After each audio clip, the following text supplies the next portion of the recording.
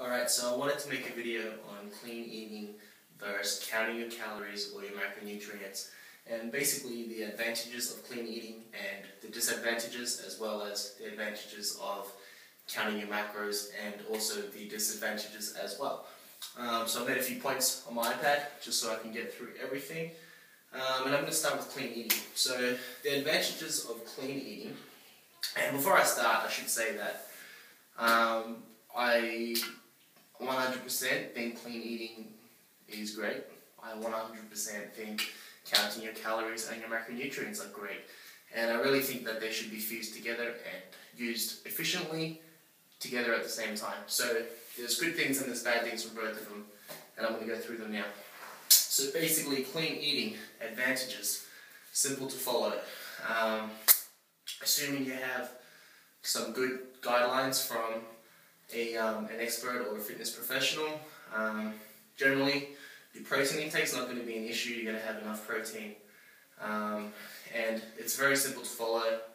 It allows you to ensure that you have enough food to keep you full, and enough protein for the most part, because most of these clean eating diets are based on protein, and as well as vegetables and salads, and a little bit of carbohydrates here and there as well. So simple to follow is basically number one advantage. It's also very socially accepted as healthy food sources compared to counting your calories and that stuff. But with clean eating, you have your chicken breasts, you have your lean steak, you have your eggs, you have your brown rice and your oats and your almonds and protein powder and salads and vegetables, and they all sound very healthy and clean and socially accepted for the most part. So you won't have to deal with anyone saying you shouldn't be eating that, or why are you eating this and that and stuff like that, which is annoying anyway, and those people should probably stop. But number three would be, it can allow you to feel healthier, as you more than likely would have removed excess sugar and a lot of calorie-dense junk food that you may have been eating prior to changing over to clean eating. So it will definitely reduce your calories without thinking about it. So it still is a calorie-controlled diet in a sense, but the disadvantages will come soon, and you'll realize why it's not always the best idea. But last point on advantages is clean eating can get great results, and we all know that. I did clean eating for a long time, and I still do clean eating, and I continue to get great results. But I also count my calories. Okay, clean eating disadvantages. So, number one, limited food choices. As I mentioned the food choices earlier, for the most part, I think that 95% of clean eaters are eating the foods that I mentioned. And they more than likely feel limited in what they can and can't eat, and they would also feel guilty if they did eat something that wasn't considered clean. So that's a major disadvantage right there. With that limited food source also comes limited micronutrients. If you eat the same clean foods every day, you may be limited in micronutrients. So a larger variety of food sources on a daily basis would be better for you, for most people, unless of course you do have a great balance, which not many people do, to be honest. It's easy to fall off the rails on weekends and at social events. So, like I said, it comes back to limited food choices. You're not always going to have those clean foods when you go out with friends on the weekends, when you go out for dinners, when you celebrate birthdays and things like that, which could also cause eating disorders, and also cause depression and guilt when you do eat the foods that aren't really part of your program, part of your clean eating plan.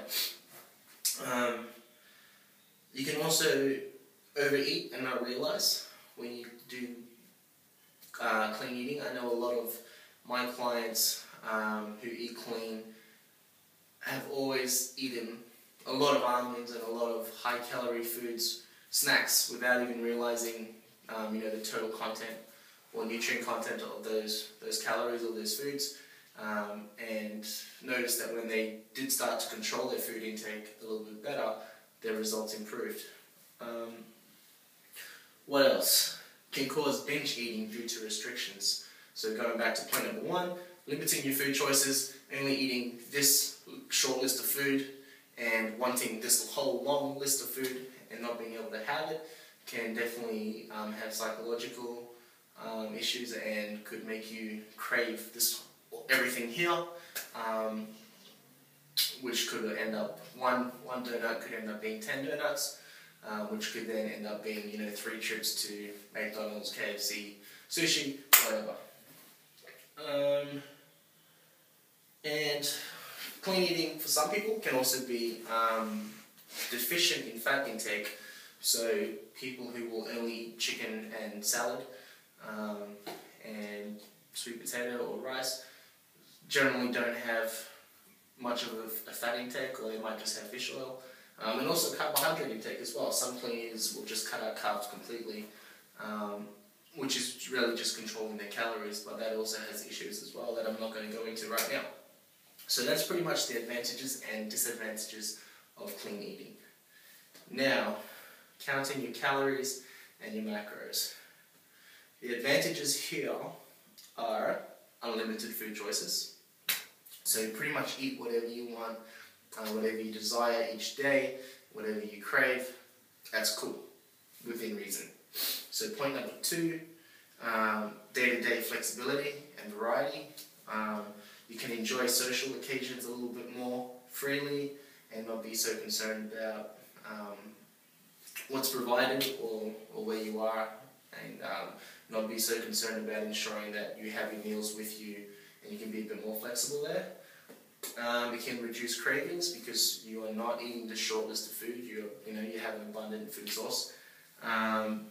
It's guilt-free eating, so I can go and eat my Nutella right now and measure it and weigh it and make sure it fits my nutrient goals for the day and not feel guilty about that. And wake up tomorrow, knowing that I'm on track, I'm hitting my goals, and my weight will show and my physique will show for it as well. And just like clean eating, it can get great results, and it has got great results for myself and for many, many, many other people, even professional natural bodybuilders as well. It also allows for complete control over your nutrient intake with easy adjustments to ensure progression. And what that means is, if you are controlling your calorie intake every single day, and you eat the same amount of food every single day, and you're not getting the results that you want in terms of weight loss or weight gain, you can just adjust your calorie intake to ensure that you're closer to your results, or to your goals I should say, and everything is calculated and very efficient, and there's less room for error. Whereas if you're just clean eating, you might remove too much food or add too much food, which could cause a whole bunch of issues. Okay, disadvantages of counting your calories, if there are any. There's a couple. Number 1 would be, it can take some time getting used to it. So what number 1 really should be is, it requires the measurement of food. So you need a food scale. You need to weigh all your food for the most part, unless you have a nutrient panel on your food and you eat the entire food. Then you can just run off that nutrient panel. But for the most part, you need a food scale. You need to measure all your food. So that can take some time initially. It's never been an issue for me, because in the 9 years of training, even when I was doing clean eating, I was measuring all my food anyway, and that's just part of life to me. So it's not a major disadvantage, but it can be for some people. It can seem annoying or time consuming. So that's number 1. It would require an accurate food database like calorieking.com or nutrientdata.com, and basically that means if you use a food tracker like MyFitnessPal, where you can type in your foods and the amount of grams that you ate, and it comes up with the nutrient content. If you type in potato, you're guaranteed to have more than 20 different types of potato come up, and you may not know which one is correct for you or for the food that you have in front of you. People also make errors in the database on MyFitnessPal, so many times I've seen nutrient content listed that's completely incorrect.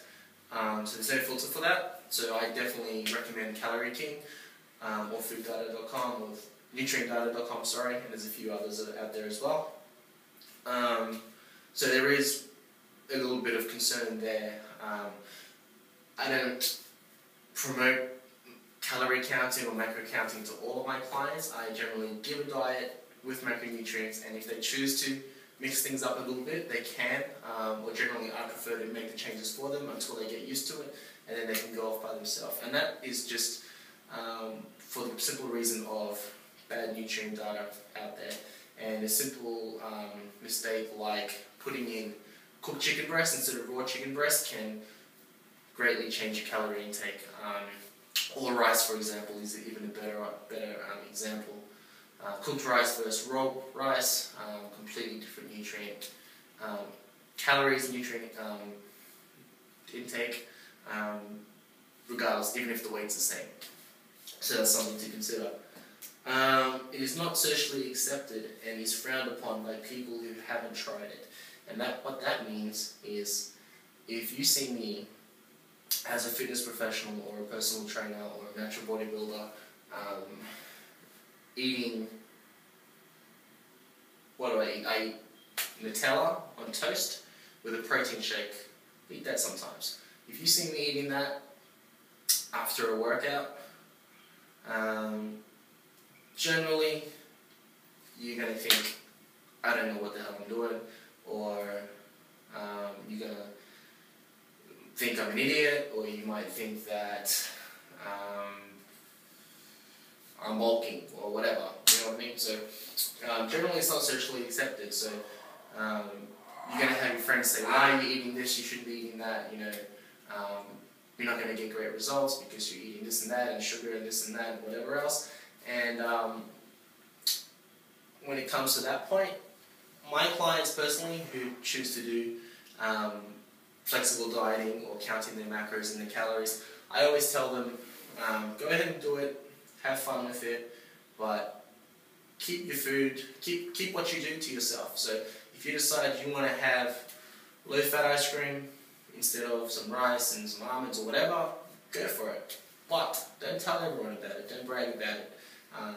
But when you do realize, or when other people notice your results are great, and they ask you what you're doing, then you can go ahead and say, well, this is what I'm doing, and obviously it works because, you know, look at me, I look good, I feel good, body composition's improved, I'm feeling healthy, I look good, healthy, and everything else. So,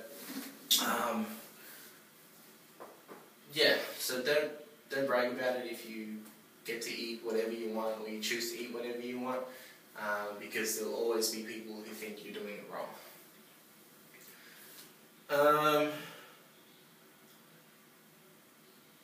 Can be time-consuming and obsessive if you're trying to fit junk food and treats into your macros.